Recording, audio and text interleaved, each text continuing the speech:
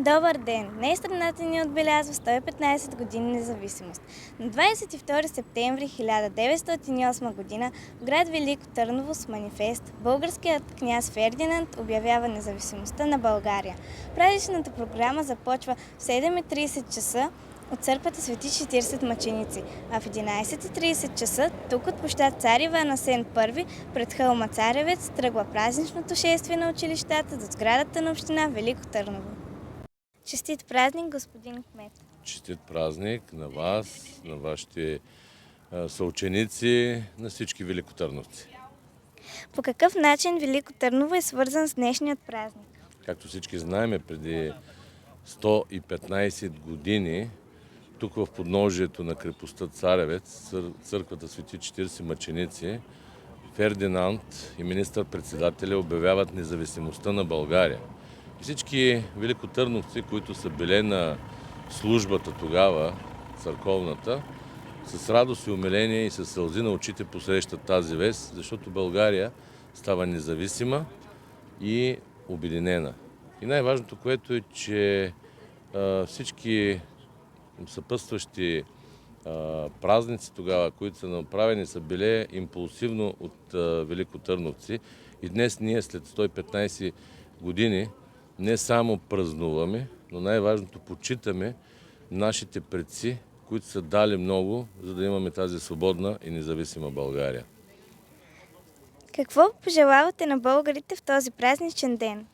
Пожелавам на българите най-вече да бъдем обединени около каузи, които са изпълними, каузи, които са важни за развитието на общините, градовете, държавата, каузи, които са важни също така за израстването на бъдещето на България, това са нашите деца.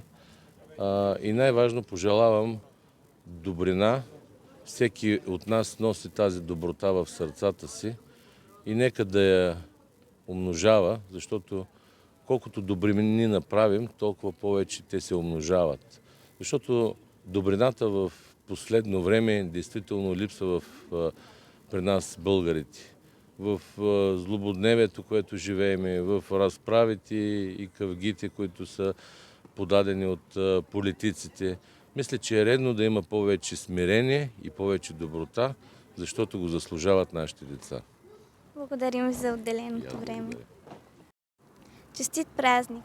Честит празник на вас, на вашето хубаво училище и на цяла България. Господин бригаден генерал, как Националният военен университет ще се включи в днешния празник? Ние още от сутринта ще вземем участие в днешните тържества с водосвет на бойните знамена, с издигане на националния флаг и заря проверка вечерта. Благодарим ви за отделеното време. И аз много благодаря. Искам да ви пожелая да бъдете така ентусиазирани, да правите това, което сте решили с вашите учители и успех в училище. Благодарим. Представям ви ученици от Средно училище Вела Благоева, Георги, Николая, Венелин и Славея. Георги, обръща ли се внимание на днешния празник в училище? В нашето училище ценим всеки един официален празник. Също така с господин Райков заедно обсъдихме предстоящия празник в нашата класна стая. Там се усещаха духа и възхищението от предстоящия празник. Николая, какво знаеш за 22 септември? На 22 септември 1908 година цар Фердинанд прочита манифеста в манифеста за обявяването на българската зависимост в църквата Свети 40 мъченици в Велико Търново. По-късно княз Фердинанд приема титлата цар на българите. Тук до мен е Лъчезар от 7 клас от Средно училище Вела Благоева. Лъчезар, как се чувстваш в този ден? Чувствам се много добре, защото в днешния празничен ден сме отпразнуваме независимостта на България, което е един от най-важните празници на нашата история, защото вече сме се отървали от турското робство и изобщо от турското владение и всичко. Какво знаеш за 22 септември? 22 септември 1906 година е подписан манифеста за независимостта на България във Велико Търново.